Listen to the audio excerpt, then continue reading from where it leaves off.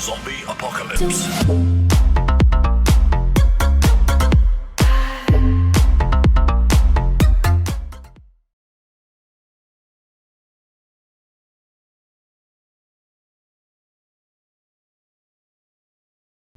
What's up guys, just Pat right here, and man is the hype for Pokemon Sun and Moon real! We got a lot of news and leaks which revealed a lot of information such as the base of the game, the enemy team, and a lot of gameplay, but sadly it was rumored that we're not getting any Megaforms in this game, which kinda makes my other video a bit pointless.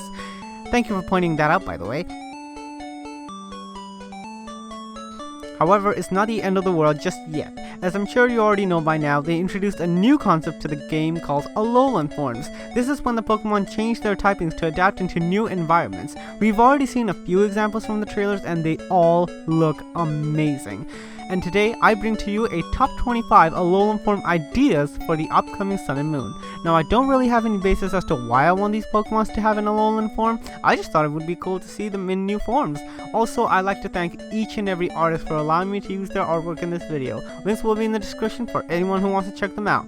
Let them know that Just Pat Rat sent you. So without further ado, let's get started.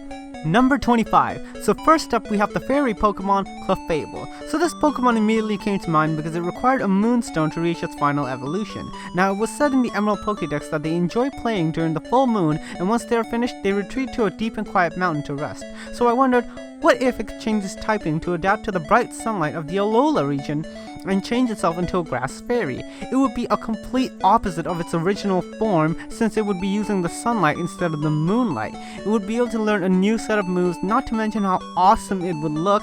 As you can see, it really fits into the Alolan environment with this kind of design. Number 24. This time around we have the Mount Pokemon Skiddo and Go-Go. Now I'm sure most of you already know there is an icy mountain area in the Alola region, specifically this place.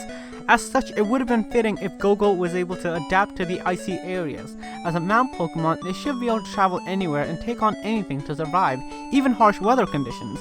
And since Pokemon riding seemed to be an important feature in Sun and Moon, I thought it would have been a good idea to change this typing into an Ice Rock type to overcome this obstacle, not to mention how awesome it would look. Number 23. Moving on, we now have the Sun Pokemon Sunflora. I'm sure you guys can tell why I decided to put Sunflora on this list. Being a Pokemon that is dependent on the sun, I think it would have been able to change its typing into a fire grass by absorbing a lot of sunlight. And honestly, in my opinion, I think this Pokemon deserves a spotlight since it's left in the dark for such a long time. Changing its typing into a grass fire would help it use the sunlight for more than one reason, both to grow and power up.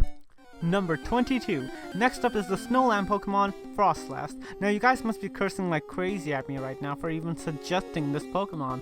Froslass is a Pokemon based off the Japanese snow woman called Yuki Onna, mostly surviving in icy terrains and snowy mountains. So why would I choose a Pokemon better suited in ice? Well, that is because I thought that it would be able to change its type once it entered the Alola region. This would give it a chance to try on a new outfit and turn itself into a grass ghost type.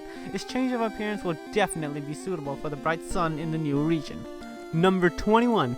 Now we have the Mantis Pokemon Scyther. Okay, I'm gonna be honest, I have no idea why I wanted this Alolan form. I was just browsing through the internet and I found this awesome artwork of Alolan Scyther, who is a bug/dragon type. And seriously, it is amazing.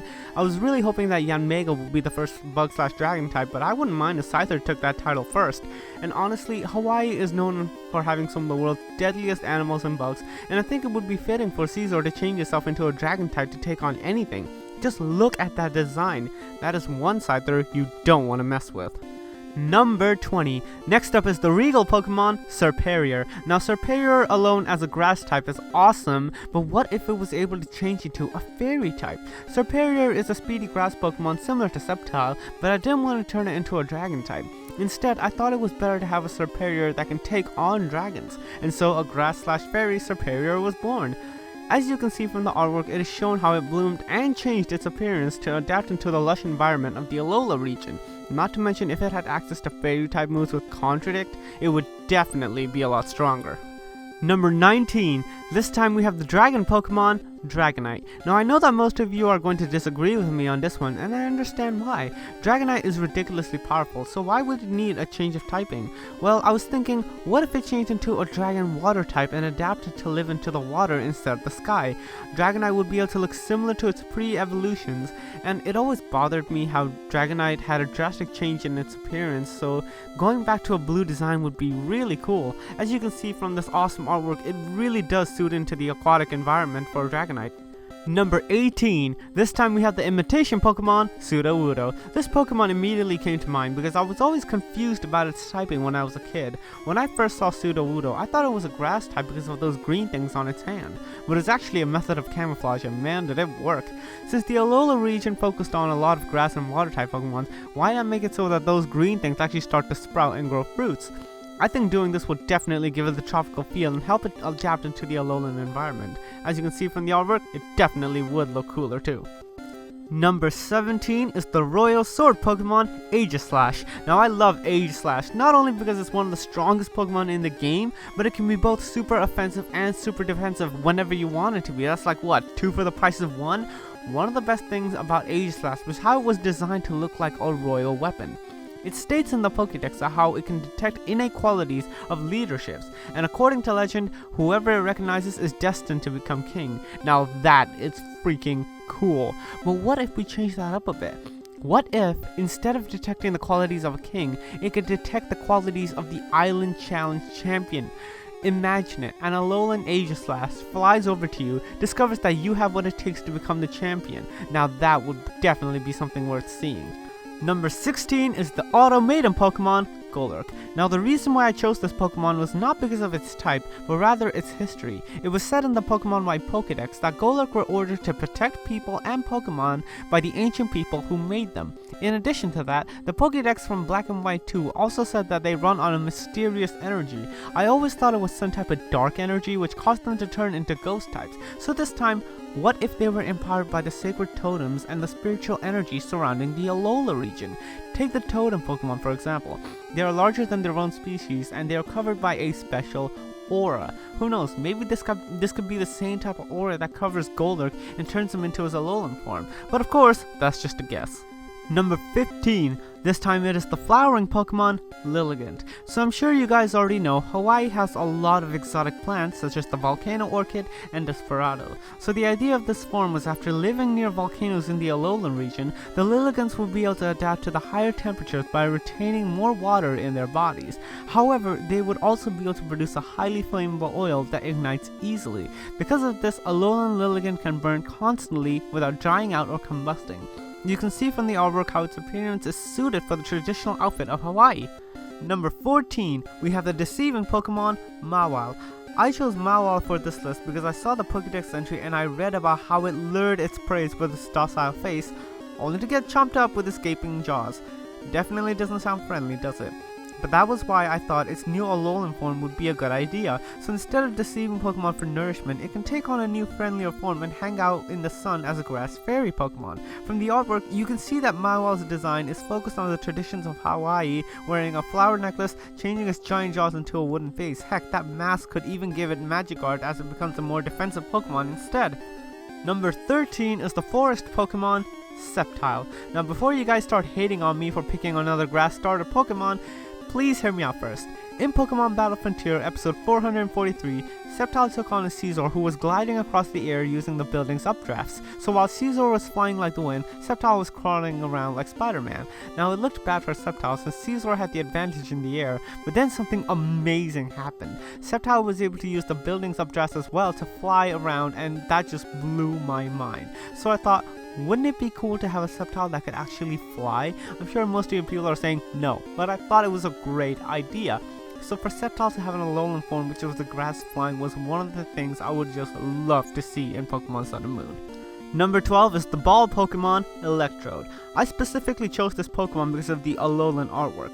I like Voltorb and Electrode in the normal forms, but I almost died laughing when I saw the Alolan version since it's so creative. From an electric explosive ball, Electrode turned into a beach ball with an umbrella on its head. Really suitable since it works with the whole beach activity in Alola. Not to mention having another water/electric type Pokemon would be so awesome since we only have one at the moment, especially a water electric with great speed. I definitely ain't complaining.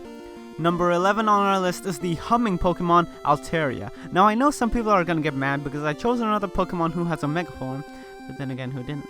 But I really like the idea of an electric Altaria. The idea was that it changed its typing to adapt to the stormy conditions in the Alolan region, giving it the perfect reason to turn itself into an electric dragon. As you can see from the awesome artwork, its design change would be really suiting for an electric type. Besides, we only have 2 electric dragons right now, so what's the harm in having another? And especially Altaria, since it's one of my most favorite dragons.